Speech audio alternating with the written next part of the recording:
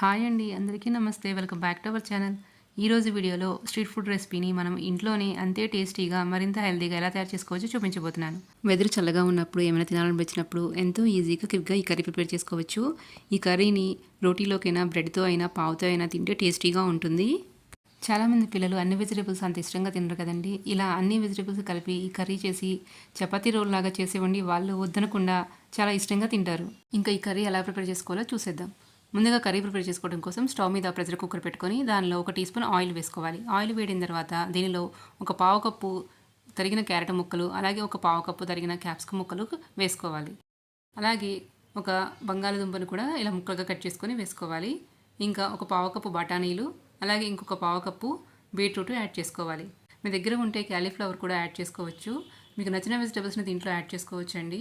ఇక్కడ మనం వేసుకునే బీట్రూట్ వల్ల కర్రీ కూడా మంచి కలర్ వస్తుంది. ఇప్పుడు వీటన్నిటిని ఒక 2 నిమిషాలు ఫ్రై చేసుకొని దీనిలో ఒక half teaspoon pav bhaji masala, అలాగే ఒక హాఫ్ టీ స్పూన్ సాల్ట్ వేసుకోవాలి. మీకు పావుబాజీ మసాలా బయట ఏ సూపర్ మార్కెట్లో అయినా అవైలబుల్గా ఉంటుందండి.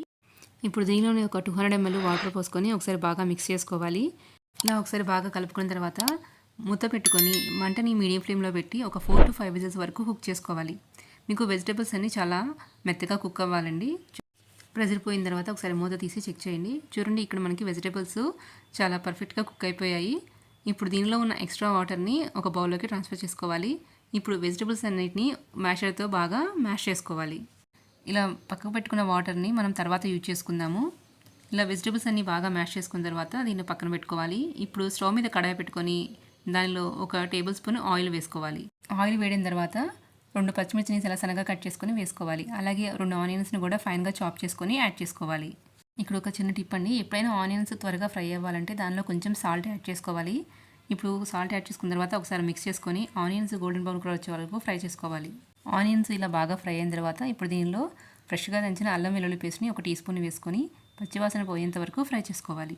అల్లం వెల్లుల్లి పేస్ట్ బాగా ఫ్రై చేసుకున్న తర్వాత దీనిలో ఒక పావు కప్పు క్యాప్సికమ్ని ఇలా సన్నని ముక్కలుగా కట్ చేసుకొని యాడ్ చేసుకోవాలి. ఇప్పుడు వీటిని ఒకసారి బాగా మిక్స్ చేసుకొని ముక్కలు కొంచెం సాఫ్ట్గా అయ్యేంత వరకు కుక్ చేసుకోవాలి. మనము ఈలోపు టమాటా ప్యూరీ రెడీ చేసుకుందాం. దీనికోసం ఒక 4 టమాటాలని ఇలా ఒక మిక్సర్ జార్లో ముక్కలుగా కట్ చేసుకొని యాడ్ చేసుకోవాలి. ఇప్పుడు దీన్ని ఫైన్ పేస్ట్ లాగా బ్లెండ్ చేసుకోవాలి.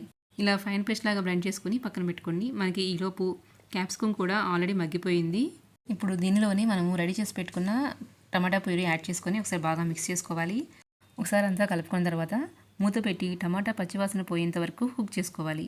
ఇలా టమాటా అంతా బాగా కుక్ అయ్యి ఆయిల్ పైకి తేలిన తర్వాత మనము మ్యాష్ చేసి పెట్టుకున్న వెజిటేబుల్ పేస్ట్ని యాడ్ చేసుకోవాలి. ఇప్పుడు దీనిలో 2 టీ స్పూన్ల పావుబాజీ మసాలా వేసుకోవాలి. అలాగే 1.5 టీ స్పూను చిల్లీ పౌడర్ కూడా యాడ్ చేసుకోవాలి. మీరు తినే స్పైసీనెస్ని బట్టి చిల్లీ పౌడర్ యాడ్ చేసుకోండి. అలాగే ఒక హాఫ్ టీ స్పూన్ జీలకర్ర పౌడర్ కూడా యాడ్ చేసుకొని ఒకసారి బాగా మిక్స్ చేసుకొని ఒక 1 మినిట్ కుక్ చేసుకోవాలి. నెక్స్ట్ దీనిలోనే టేస్ట్ సరిపడినంత సాల్ట్ కూడా యాడ్ చేసుకొని ఒకసారి బాగా కలుపుకోవాలి. ఇలా ఒకసారి బాగా కలుపుకున్న తర్వాత మళ్ళీ ఒకసారి దీన్ని మ్యాష్ చేసుకోవాలి. ఇలా మ్యాష్ చేసుకున్న తర్వాత మనము పక్కగా తీసి పెట్టుకున్న వెజిటేబుల్ స్టాక్ని కూడా యాడ్ చేసుకోవాలి. ఇక్కడ మీకు కావాల్సిన కన్సిస్టెన్సీని బట్టి కొంచెం వాటర్ కూడా యాడ్ చేసుకోవచ్చు. ఇప్పుడు మూత పెట్టుకొని ఇది థిక్ కన్సిస్టెన్సీ వచ్చేంత వరకు కుక్ చేసుకోవాలి. అడుగంటకుండా మధ్యలో కలుపుకుంటూ ఉండాలి.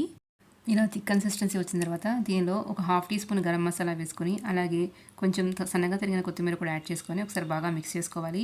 ఒక 2 మినిట్స్ కుక్ చేసుకొని స్టవ్ ఆఫ్ చేసుకోవటమేనండి. చివరిగా దీనిలో 1 ఇంచు బటర్ క్యూబ్ కూడా వేసుకోవాలి. బటర్ వేసుకోవటం వల్ల పావుబాజీకి మంచి ఫ్లేవర్ అండ్ టేస్ట్ వస్తుంది. చూడండి, ఈ కన్సిస్టెన్సీ సరిపోతుంది. స్టవ్ ఆఫ్ చేసుకొని దీన్ని పక్కన పెట్టుకోవాలి. ఇప్పుడు స్టవ్ మీద ఒక ప్యాన్ పెట్టుకొని దాని మీద 1 ఇంచు బటర్ క్యూబ్ వేసుకోవాలి. బటర్ మెల్ట్ అయిన తర్వాత ఇప్పుడు దీనిలోనే ఒక పావు టీ స్పూన్ పావుబాజీ మసాలా, అలాగే మనం ప్రిపేర్ చేసుకున్న కర్రీ 1 టీ స్పూన్ వేసుకొని ఒకసారి బాగా మిక్స్ చేసుకోవాలి.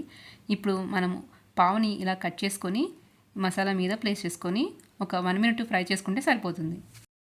ఇలా 2 వైపులా పావుకి మసాలా పట్టించి దీన్ని ఒక ప్లేట్లోకి ట్రాన్స్ఫర్ చేసుకోవడమే. అంతేనండి, టేస్టీ పావుబాజీ మసాలా రెడీ అయిపోయింది. ఈ పావుబాజీ కాంబినేషన్తో ఆనియన్ లెమన్ తింటే సూపర్గా ఉంటుంది. టేస్ట్ అయితే అదిరిపోయిందండి. మీరు దీన్ని ఈవినింగ్ స్నాక్గానే కాకుండా ఎప్పుడైనా వీకెండ్స్లో డిన్నర్కి ఆల్టర్నేటివ్గా కూడా తినొచ్చు. చూసారు కదండి, మనము స్ట్రీట్ స్టైల్ పావుబాజీని ఇంట్లోనే ఎలా ప్రిపేర్ చేసుకోవచ్చు. మీకు నా వీడియో నచ్చినట్లయితే ఇలాంటి మరిన్ని రెసిపీ అప్డేట్స్ నోటిఫికేషన్ మీకు రావాలంటే మన ఛానల్ని సబ్స్క్రైబ్ చేసుకోండి. అలాగే మీ ఫ్రెండ్స్తో కూడా షేర్ చేయండి. Thank you for watching.